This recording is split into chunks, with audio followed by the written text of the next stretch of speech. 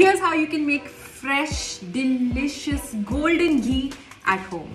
First, take milk and start by collecting the cream that forms on top of the milk and keep adding it to a container and then keep it in the freezer. When it's full, this is about 10 days worth of cream, take it out and put it in a blender. Whip it a couple of times for 5 seconds each until it comes together and is a bit creamy. Then, in a vessel, keep stirring it around and the excess whey will separate. What you essentially have left is a ball of butter.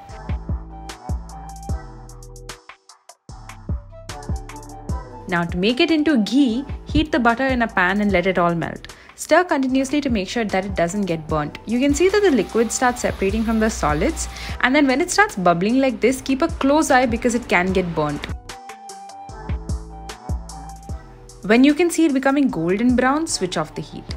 Strain it into a pot and leave it be.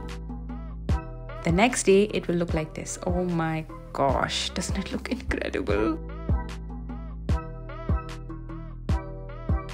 So how does it compare with store-bought ghee? So this was 41 rupees for 50 ml and mine was, well, free for 300 ml. They smell so different, and just see how thick and viscous homemade ghee is.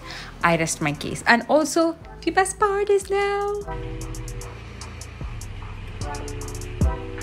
And that is how you make fresh, delicious, organic ghee at home. Easy!